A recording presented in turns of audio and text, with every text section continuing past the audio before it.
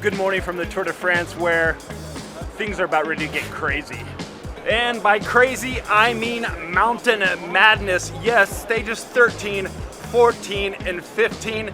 They're the big mountain days. I'm talking about the stage to Grand Colombier, 17-kilometer climb, the big mountain day. A lot of climbing meters to get to Morzine, over the Joux Plain, and then on Sunday, the final summit finish before we're into another rest day. Well, that's the stage up to Mont Blanc, Saint Greve. I want to find out just how hard these days are in the mountains, and how do the riders think Tadej Pogacar and Jonas Vingegaard will fare.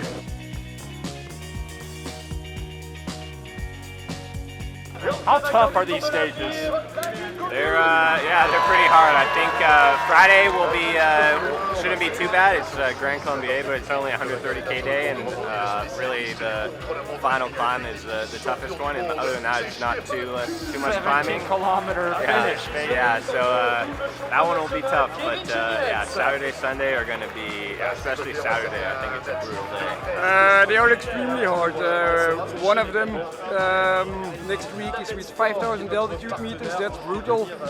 And when you're going uphill, you have no draft, or you have limited draft, and it's really you just have to push as hard as the rider on front.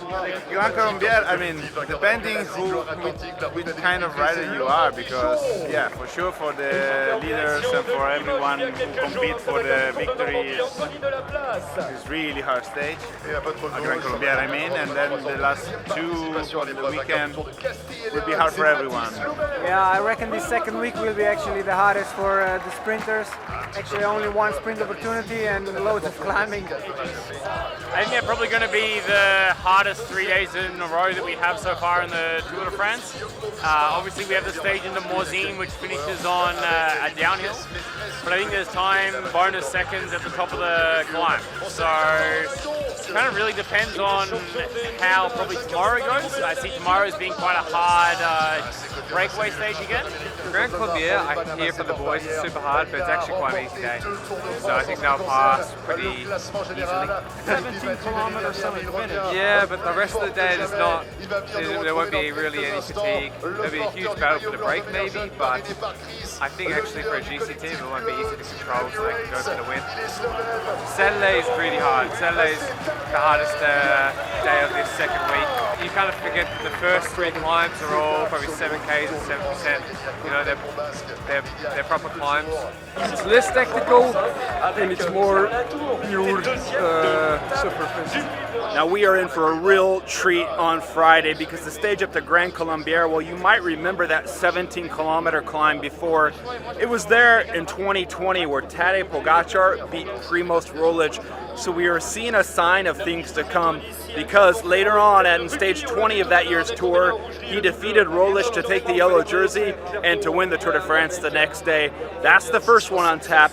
Then we got that next day to Morzine, and you might remember that from 2006. That's where Floyd Landis went on that raid to get back the lead and go on to win the Tour, which he was eventually disqualified for. I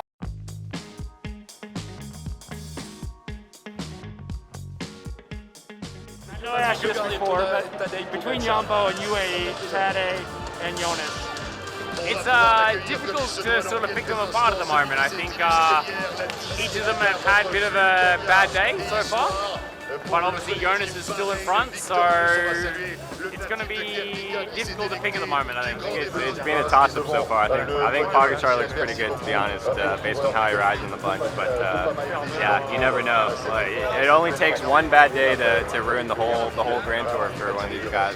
Jonas showed on the big mountaintops how good he is in the past. These are a little bit shorter, so I wouldn't be surprised if Tadej performs really, really well. How do they make it look so easy? I have no clue. That's really impressive.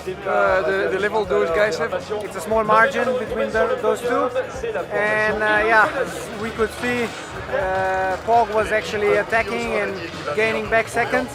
So I think Jumbo-Visma camp should be a little bit nervous, but they always pull off some tactics. It's a lot of climbing and it's a lot of hard stages, so it will be really decisive weekend we're getting into. So yeah, hopefully I will be there and I'll do my best. Well, we got the riders lining up, rolling up to the start line, and this is the start of another day, but up on the horizon, those crazy climbs are ahead. It's gonna be tough, it's gonna be hard, and what we got today is it's gonna be a sufferfest.